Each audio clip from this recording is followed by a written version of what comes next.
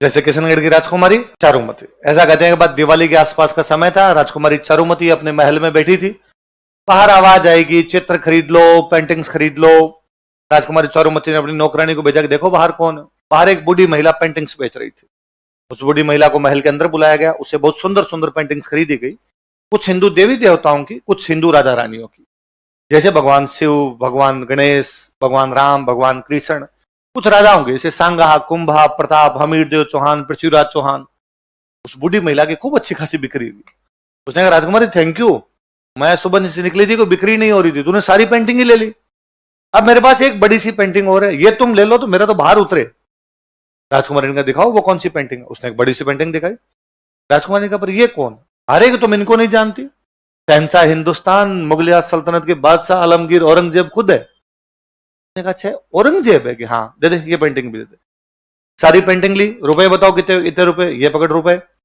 2 minute बैठ बूढ़ी माई, 2 minute बाद चाय पी के चली जाना। बूढ़ी महिला वहीं बैठी रही। राजकुमारी ने अपनी सहेलियों को कहा इस पेंटिंग पे एक एक जूता मारो। सारी सहेलियों ने अपनी जुत्ती उतारी, पेंटिंग की मारी, पेंटिंग बापड़ी चिंदी चिंदी हो गई। फटी हुई पेंटिंग उस बूढ़ी महिला को दी और कहा औरंगजेब को जाके कह देना चारुमती ने फाड़ी है। बूढ़ी महिला दिल्ली गई, उसने जाके कहा किशनगढ़ में राजकुमारी चारुमती है और उसने तेरी पेंटिंग के टोटे टोटे कर दिए। औरंगजेब को बड़ा गुस्सा आया। औरंगजेब ने हाथों हाथ किशनगढ़ की लैंडलाइन पर फोन घुमाया कि मैं राजकुमारी चारुमती से विवाह करना चाहता हूं। किशनगढ़ वालों की क्या औकात औरंगजेब को मना करे। उन्होंने कहा सर आओ, उसे 2 दिन पहले मिस कॉल देना, टेंट तान लेंगे हम। तो यह बात राजकुमारी चारुमती को पता चली कि मेरा विवाह किससे करने वाले हैं। उसने अपने भाई को कहा, उसके भाई का नाम था मान सिंह। अपने भाई को बुला, ये क्या तरीका है और आप मेरी शादी औरंगजेब से कैसे कर सकते हो? अबे औरंगजेब बड़ा राजा है, हम नहीं करेंगे, वो हमला करेगा। उसने कहा क्या तुम हमले से डरते हो, क्या तुम मरने से डरते हो? मान सिंह ने कहा मरे नहीं डरते, मरने से लड़ाई से तो कोई डर नहीं लगता, तो लड़ लो। ने कहा बात ये नहीं है, औरंगजेब की जब सेना लड़ने के लिए आएगी तो साधारण जनता की लड़कियों को उठा के लेके जाएगी। राजा का पहला कर्तव्य जनता की रक्षा करना होता है। यदि इन लोगों की बहन बेटियों की रक्षा के लिए हमें तेरी शादी करनी पड़ेगी, हम करेंगे। उसने गुस्से में आकर ऐसे तुम मेरी रक्षा नहीं कर सकते तो मैं खुद कर लूंगी। तो भाई ने कहा कर ले। अब राजकुमारी चारुमती को लगा अपनी रक्षा कौन करे, और उसे याद आया कि एक दिन टीवी पर एड आ रहा था, यदि किसी राजकुमारी से औरंगजेब जबरदस्ती शादी करना चाहता हो तो टोल फ्री नंबर पर कांटेक्ट करे। और उसने राज सिंह जी के पास मैसेज किया कि जिस प्रकार भगवान कृष्ण रुक्मणी का हरण करके ले गए थे, इसका हरण करके ले गए थे, उसी प्रकार आप मेरा हरण करके ले जाइए और मुझसे विवाह कर लीजिए। राज सिंह जी के पास ऐसे मैसेज आते ही रहते, टोल फ्री नंबर पे कोई मैसेज कर देता है। राज सिंह जी ने पहले डीपी चेक की, उनका ठीक है डन, शादी का कार्ड भेजो, कब है तुम्हारा ब्याह, मैं आ जाऊंगा। अब राज सिंह जी ने औरंगजेब का मैसेज किया, औरंगजेब वो तुम किशनगढ़ ब्याह करने के लिए जा रहा था? उसने कहा हाँ, तो मत जाना, वहां मैं करूंगा शादी। इससे थोड़े दिन पहले अपने एक जगह पड़ी झीलवाड़ा, झीलवाड़ा के पास में एक जगह पड़ती है रूपनगर। कौन जगह है? रूपनगर की एक राजकुमारी जिसका नाम था चंचल कुमारी। क्या नाम था? औरंगजेब चंचल कुमारी से शादी करना चाहता था, राज सिंह पहले जाके शादी करके आ गया। औरंगजेब ने कहा ये क्या तरीका है, मतलब चंचल कुमारी से भी तू करके आ गया, चारुमती से भी तू कदे एस फूलते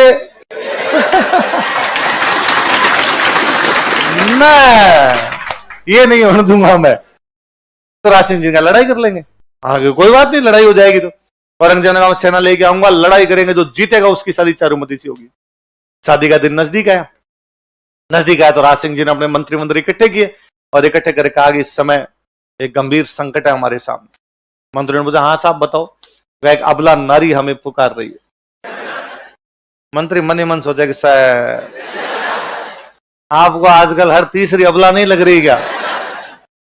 बताओ सर बात क्या है? कि मैं किशनगढ़ की राजकुमारी चारुमती से विवाह करने जाऊंगा, जो औरंगजेब से विवाह नहीं करना चाहती। औरंगजेब सेना लेकर आएगा, हम उसकी सेना को रोकना तब तक जब तक मेरे फेरे नहीं हो जाए। जैसे मेरे फेरे संपन्न होंगे मैं खुद लड़ने के लिए आ जाऊंगा। मंत्री ने कहा सर आवश्यकता ही नहीं है, आप तो शादी करके आराम से मेवाड़ वापस पधारना, औरंगजेब की सेना को हम अजमेर से इंच नहीं हिलने देंगे, हम लड़ लेंगे वहां पर। डन तय हुआ। राज सिंह जी शादी करने के लिए जाएंगे किशनगढ़, सेना लड़ने के लिए कहां पर जाएगी? अजमेर। सेना जाएगी तो सेनापति जाएगा, और मेवाड़ की सेना का सेनापति हमेशा सलुम्बर का सामंत, और सलुम्बर का सामंत उस समय था रतन सिंह चुंडावत। क्या नाम था? रतन सिंह चुंडावत के पास मैसेज किया गया कि सलुम्बर के सामंत रतन सिंह चुंडावत कल जो है वो मेवाड़ की सेना लड़ने के लिए कहां पर जाएगी? अजमेर। जिस दिन रतन सिंह चुंडावत के पास ये मैसेज गया उस दिन उसकी खुद की शादी हुई थी। तो बॉर्डर मूवी में सुनील शेट्टी के पास ऐसा मैसेज आया था कि आपको लड़ने के लिए जाना और उसकी शादी हुई थी? नहीं, या ऐसा मैसेज किसके पास आया? ऐसा कितने लोग हैं जिन्होंने बॉर्डर मूवी नहीं देख रखी? बॉर्डर मूवी जो है वो नहीं देख रही, तुमने नहीं देख रखी, कार्ड जमा करो रे इनके। कल एक भी क्लास में नहीं बैठना चाहिए तुम्हारे में से। बॉर्डर मूवी सबको देखनी है। जिन्होंने नहीं देख रखी वो आज घर पे जाके देखें, जिन्होंने देख रखे वो रिवीजन करें। सलुम्बर के सामंत रतन सिंह चुंडावत, उनके पास मैसेज हुआ कि आपको अपनी सेना लेके कहां पर जाना है? अजमेर। क्योंकि वहां पे किससे लड़ाई करनी है? औरंगजेब। क्योंकि राज सिंह जी शादी करने के लिए कहां पधार रहे हैं? किशनगढ़। कौन सी राजकुमारी से? और उसी दिन रतन सिंह चुंडावत की खुद की शादी हुई थी। बूंदी की एक खाड़ी रानी थी उनकी। कहां की रानी थी? सलह कंवर। क्या नाम था? कहां की रानी थी? बूंदी की। बूंदी में एक थे संग्राम सिंह। बूंदी में कौन थे? संग्राम सिंह राजकुमार जी। बूंदी में हाड़ा चौहानों का राज था, इसलिए बूंदी की जो रानियां होती उनको क्या बोलते थे? रतन सिंह जी के पास मैसेज गया कि आपको लड़ने के लिए जाना है, राज सिंह जी शादी करने के लिए जा रहे हैं। तो रतन सिंह ने कहा राज सिंह जी खुद की शादी के लिए मेरी शादी क्यों बर्बाद कर रहे हैं? मेरे घर में भी तो शुभ काम है, आज ही मेरी शादी हुई है, मैं ऐसे बीच में ब्याह छोड़ के कैसे जाऊं?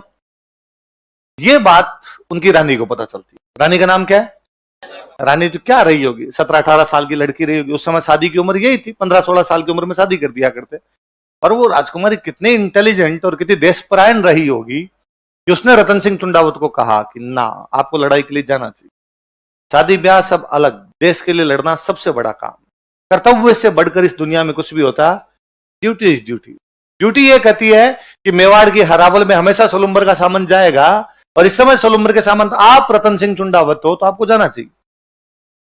रतन सिंह ने वापस कहा कि मैं हमेशा जाता हूं, मैं मेरे कर्तव्य से कभी नहीं मुक रहा हूं, और मैं छोड़ो, मेरे दादे परदादे हमेशा इस मेवाड़ की सेना के हरावल में रह के लड़ते हुए मारे गए होंगे, हम 1 इंच पीछे नहीं हटे। इस बार हमारे घर में शादी का काम है। उसने वापस कहा कि यदि आप ना जाएंगे तो आपसे हरावल का अधिकार छीन लिया जाएगा, और यदि आपसे हरावल का अधिकार छीन लिया गया तो आपकी आने वाली पीढ़ियां इस बात पर शर्म से सिर नीचा करके कहेगी कि बीच में एक रतन सिंह नाम का अयोग्य व्यक्ति हो गया था जो लड़ने नहीं गया, इसलिए मेवाड़ वालों ने हमसे हरावल छीन ली। क्या आप चाहते हैं कि आपके बेटे पोते जो हो वो आपके नाम पर सिर नीचा कर ले? थोड़ा समझाया तो उसने कहा ठीक है, मैं जाऊंगा। अगले दिन वो तैयार होता है, घोड़े वोड़े लेके सेना रवाना होती है। जैसे ही रतन सिंह घोड़े पर बैठ के आगे आगे जा रहा है, पीछे सेना है। जैसे उस रानी का महल आया, रतन सिंह से वापस रानी की याद आई, वो रुक गया। उसने अपने पास में एक सैनिक खड़ा था, उसको कहा कि ऊपर जाके रानी को कोई निशानी दे दे। क्या दे दे?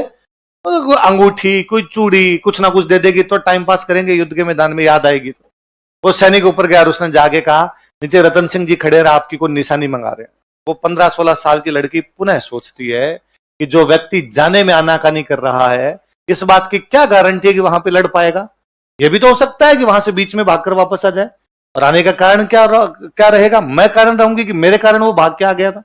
उस राजकुमारी को पुनः लगा यदि देश के कर्तव्य में मैं बाधा बनती हूं तो ये शरीर, ये सुंदरता, मेरा होना किस कारण है? इसका मतलब क्या निकलता है? मेरा अस्तित्व का क्या मतलब है यदि देश की रक्षा नहीं हो पाए? उसे लगा कि यदि मेरा पति मेरी वजह से नहीं जा पा रहा है तो मुझे नहीं रहना चाहिए। उसने अपना सिर काट के दे दिया था। चुंडावत मांगी सेनानी, सर काट दे दियो सतराण। जब वो गर्दन लेके और नीचे पहुंचा तब तो रतन सिंह के होश फाकता होगा, उसको लगा ब्लंडर कर गया मैं। और अब क्या किया जा सकता था? अब पछताए हो तो जब रतन सिंह वो राजकुमारी जी उसके जो बाल थे उसको अपनी गर्दन में बांधता है, उस लटकाता उसकी गर्दन को। उस अजमेर वाले युद्ध में इतना भयंकर लड़ता है कि अजमेर में औरंगजेब की सेना को इंच नहीं जाने दिया था, उसने मार मार के वहीं से भगा दिया था। उस लड़ाई में लड़ता हुआ रतन सिंह काम आता है। राज सिंह जी चारुमती से शादी करके मेवाड़ पधारते हैं। उस शादी के काफी दिन बाद में राज सिंह जी चारुमती के साथ में राजसमंद झील की पाल पर बैठे हैं और उस युद्ध की कहानी सुना रहे हैं कि अपनी शादी से पहले क्या हुआ था। और राज सिंह जी कहते हैं ओ रतन सिंह चुंडावत अजमेर में लड़ता हुआ मारा गया। राजकुमारी चारुमती, रानी चारुमती कहती अरे उसके बाद क्या हुआ? राज सिंह जी कहते हैं वो दोनों मारे गए इसलिए हम दोनों साथ बैठे हैं। उस दिन वो ना मारे जाते तो आज हम दोनों साथ बैठते। देश का इतिहास ऐसे अनगणित कहानियों से भरा पड़ा है। हम केवल राजा रानियों का इतिहास पढ़ते हैं, उसके साइड के किस्से इतने अलग से हैं, इतने हैरतंगेज करने वाले हैं। किसी कवि ने बहुत बाद में कहा कि हनुमान जी जब मां सीता से मिले थे ना अशोक वाटिका में, तो उन्होंने मां सीता को कहा था कि आपको निशानी दीजिए ताकि मैं राम जी को कहूं कि मुझे सीता जी मिले थे।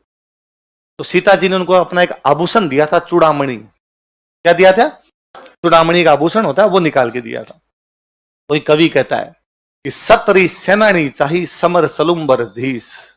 सलुम्बर के सामंत ने युद्ध में जाते समय उस सती महिला से, उस अपनी पत्नी से कोई निशानी मांग ली थी। चूड़ामण मेली सियान ईंधन मिलो शीस। सीता जी ने चूड़ामण मेली थी, इस महिला ने तो क्या काट के दे दिया था। इसलिए आज दिन तक हमारे राजस्थान पुलिस की जो महिला बटालियन होती है उसका नाम है हाड़ी रानी बटालियन।